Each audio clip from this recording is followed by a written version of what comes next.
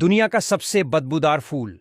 अब तक आपने खुशबूदार फूलों के बारे में तो खूब सुना होगा, क्योंकि फूल का मतलब सुंदरता और खुशबू होता है।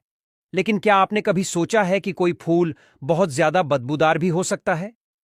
यह एक ऐसा फूल है जो सालों में एक बार खिलता है, बहुत ही दुर्लभ है। टाइटन लिंगा के नाम से जाने वाले इस दुर्लभ फूल का वजन 90 किलो तक होता है और ऊंचाई 3 मीटर तक होती है। बताया जाता है कि इसकी गंध सड़े हुए पनीर के जैसी होती है। इसे देखते समय आमतौर पर लोग नाक बंद कर लेते हैं। यह फूल अमेरिका और इंडोनेशिया के जंगलों में खिलता है।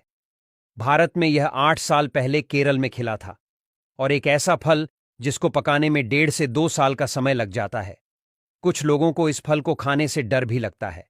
दरअसल यह फल है अनानास।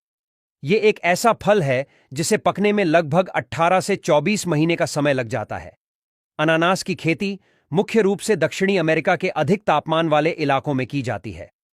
भारत में यह पश्चिम बंगाल, केरल, तमिलनाडु, कर्नाटक, महाराष्ट्र, उत्तर प्रदेश, असम, मेघालय और त्रिपुरा जैसे राज्यों में अनानास की खेती होती है। कुछ लोगों को अनानास खाने से डर भी लगता है। दरअसल इसे खाने के बाद जीभ में अजीब तरह की झंझनाहट होती है। थोड़ा ज्यादा खा लिया तो ऐसा लगता है जीभ जल गई है। ऐसा अनानास में मौजूद ब्रोमेलिन नामक एंजाइम के कारण होता है। यही वजह है कि कुछ लोग इसे खाना पसंद नहीं करते हैं।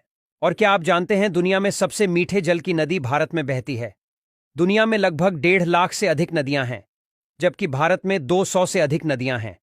इनमें से एक ऐसी नदी है जिसका जल मीठा होता है।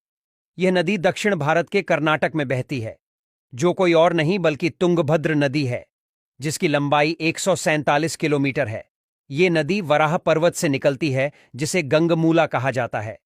इस नदी को तुंग कहा जाता है। वहीं आगे चलकर ये नदी भद्रा नदी में जाकर मिल जाती है। यही वजह है कि इस नदी को तुंगभद्रा नदी के नाम से जाना जाता है। और क्या आप जानते हैं, भारत में एक ऐसी नदी भी है जिसमें सोना निकलता है। झारखंड में स्थित स्वर्णरेखा नदी लोगों के लिए कमाई का जरिया बनी हुई है। दरअसल पानी से निकलने वाले सोने को लोग बेचकर पैसा कमाते हैं। इसी पैसे से वो अपने परिवार का पालन पोषण करते हैं। लेकिन बड़ा सवाल यह है कि आखिर इस नदी में सोना आता कहां से है? इस बारे में किसी को भी कोई जानकारी नहीं है।